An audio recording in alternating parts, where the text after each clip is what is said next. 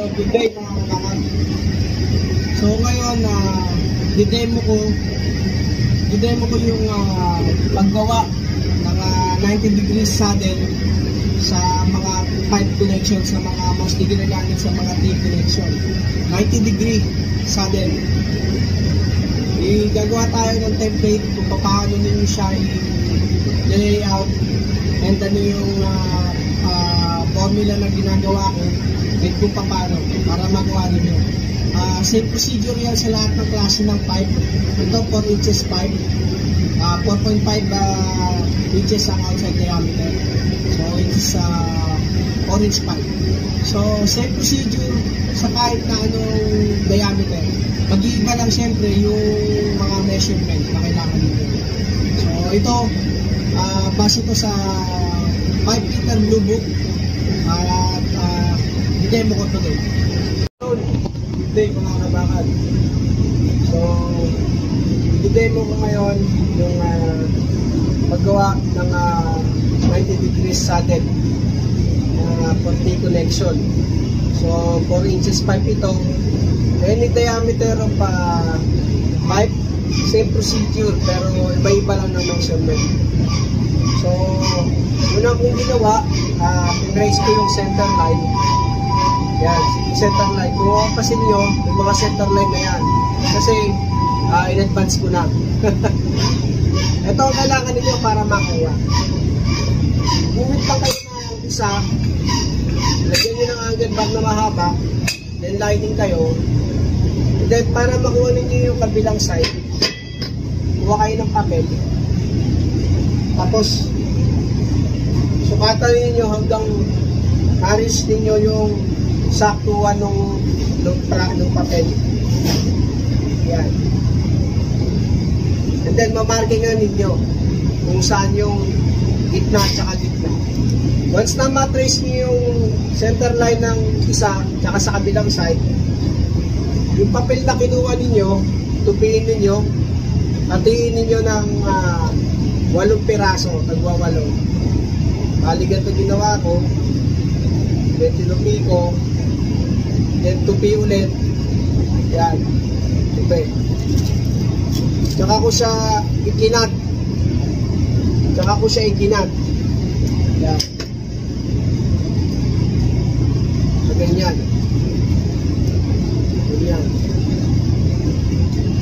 Tsaka ninyo ikakat yung mga gilid niya. So pag binukanin nyo, ito na yung inyong pattern. Para matrace, automatic na i-divide yun nasa 8 yung plate natin. Ay yung pipe natin, sorry. So itatapat nyo lang yung gitna. Yan. Paikot. Yan. Siguraduhin nyo lang na walang gusot-gusot o yung crease na tinatawag. Yan.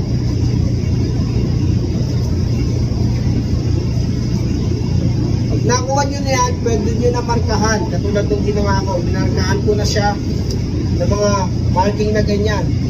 And then, tsaka nyo na lang uling i-trace ng angle bar para maliningan ninyo. So ngayon, gagawin na natin yung measurement. Bubuhitan muna natin to para kasi magka-cutback tayo dito. Ang mga plate, ang mga pipe, lalo't nagamit na, hindi pantay-pantay yung dulo.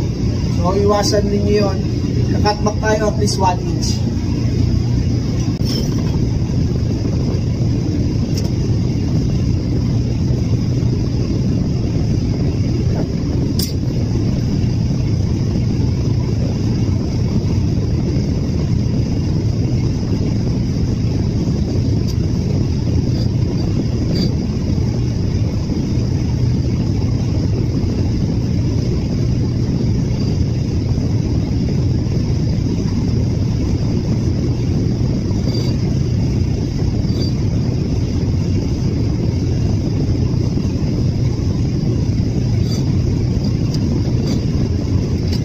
Direct and up yan para sasama natin yung mga opening na lines.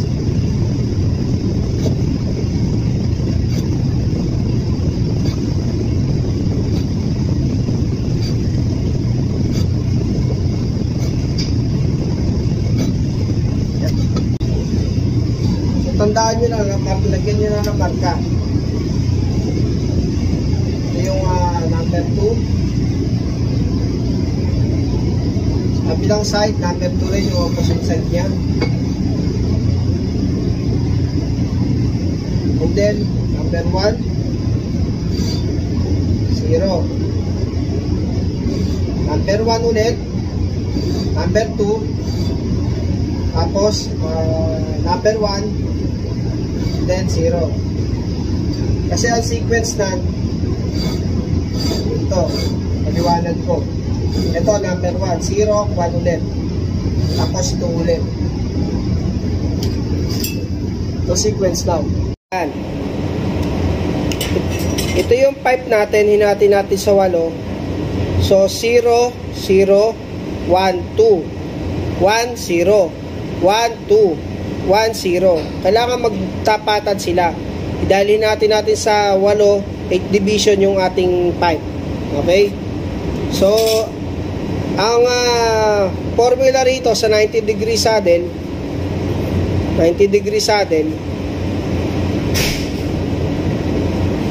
yung number 1 is 1/2 or 1/2 inch. Number 2, 1¼ and then yung 0 na yon, wala na yun. So ayan yung ating hinahanap na sukat at i-apply na sukat sa 90 degree saddle ng 4 inches pipe. Okay? Ayan, na-divide na natin sa 8 yung ating pipe at yung number 2 ang sabi is kailangan natin is inch quarter o 1 1/4 ang tawag doon. So markingan lang natin para hindi tayo mawala.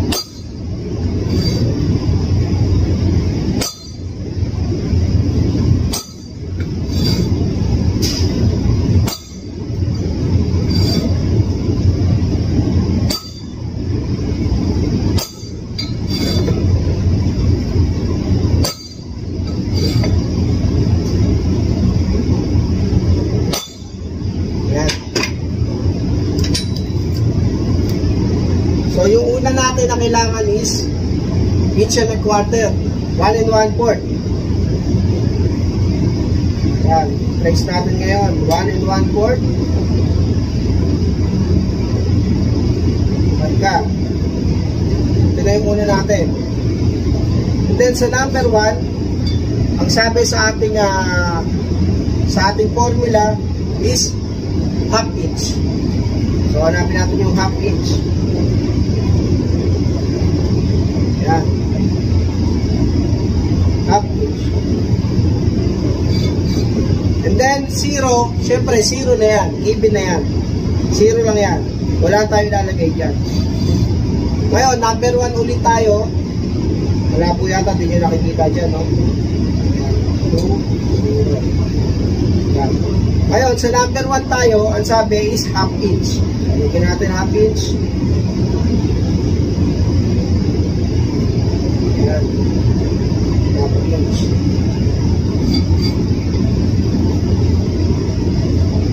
Number 2, quarter. 1 inch quarter. Tama, 1 inch quarter. Yan. Number 1, 1/2 inch. And 0 na ulit, no? 0, 1, 2, 1, 2, 1, 0. Yan. So, nandito tayo kayo sa 2. Mamarkingan natin to. Para hindi kayo nawawala, puncheran ninyo. Puncher. 2. Ano to? 1. Wala ko pala itong isang to. Sumatang din natin.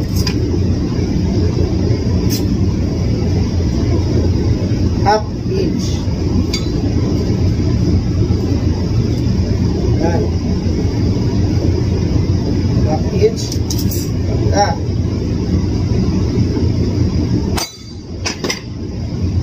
Then 0, wala na yan, 0 na yan, 0. 1 half inch. Then ito 1 inch and quarter, half inch. And then 0, half inch. Okay, niyayaya na ako, uwian na raw. So yan, naka-ready na tayo. I-align na natin.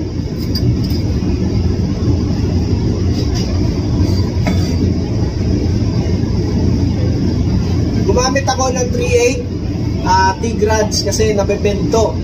Kaysa sa ganito na mahirap gamitin. Yan, simula ako sa kung kaya ninyo. Maganda to, dalawa, may kasama ka ng tagahawak para hindi siya gumagalaw. Pero kung wala, pwede naman ikaw na lang. Yan. Medyo mahirap lang. Pagka okay sa'yo yung lining, buwin. Ginagawa ko to kasi mas maganda yung angle, yung pagkakahugis. Kaysa sa ruler, minsan diretso-diretso siya. So, 210 012. Ito naman tayo sa 012. Kanina pag gano'n, ngayon pag ganito naman.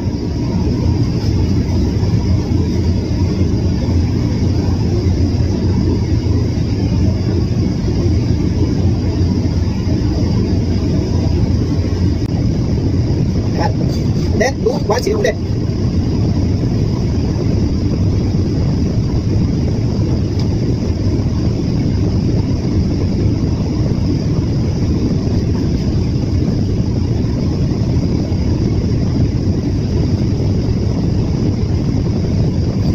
Then 01.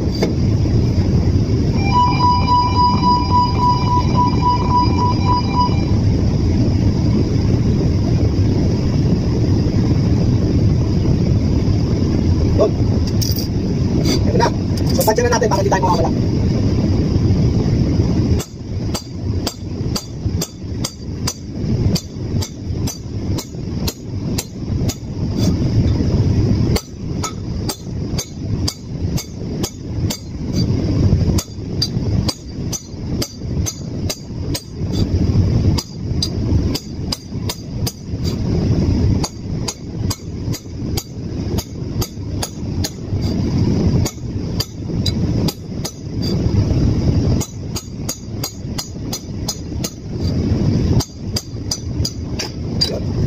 Pwede natin ginawa ngayon para mas makakita rin yung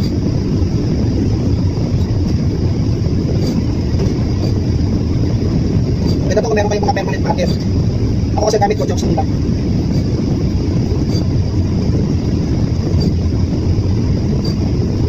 Yan. So nakikita ninyo, yan na yung ating cutback na gagawin. Ito na yung rintanan natin para sa ating 4 inches 90 degrees saddle. Okay.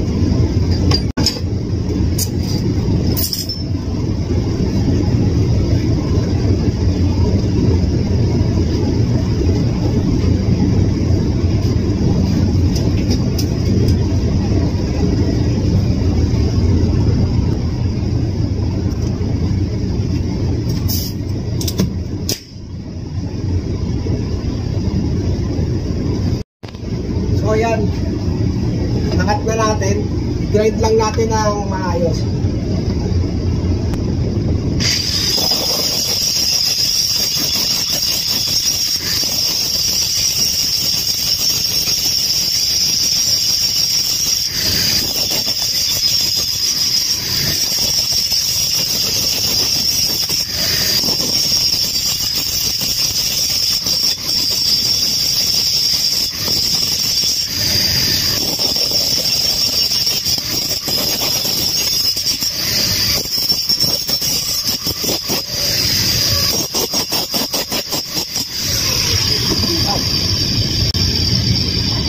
Assuming na nalinisan nyo na ng maayos, yan, ilapit pa natin ng konti yung camera.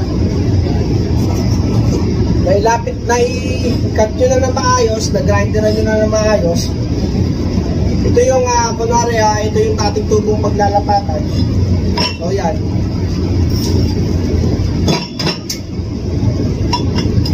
Tanin nyo, napangdapa siya. Yung saddle niya maayos, pati sa kabila. Ayan o. Huwag nyo lang kakalimutan yung mga lining na yan na manatiling malinaw pati doon sa pinagkatan ninyo. Kasi yung center line nito, yun yung itatapat ninyo. Yan. Yun yung itatapat ninyo doon. Yung pinagkatan nyo nito, may center line din yan eh. Kasi mahaba yan, ayun, na medyo malabo kasi sa ano ko. Yung mga 8 dinivide natin na numero, yung 8 na dinivide natin na numero, bubuhayin nyo lagi yung line. Kasi importante yun para paglapat ninyo, makikita nyo yung lining dito, tsaka yung center line dito sa kabila, dyan. Pagtatapatin ninyo para naka-align lagi kayo. So yun lang. Ganun lang yung paggawa ng saddle T connection ng 4 inches. Pare-parehas na procedure, iba lang yung measurement na kailangan ninyo, no? So ayan. Okay, keep safe mga kabakal. Kabakal Edward. Don't forget to like, share, and comments kung marami kayong napulot na aral dito sa ating binabahagi na tutorial video. So, yun lang. Keep safe lagi mga kabakal. Sa lahat ng Peter. Shoutout sa lahat ng aking mga followers. Sana dumami pa tayo.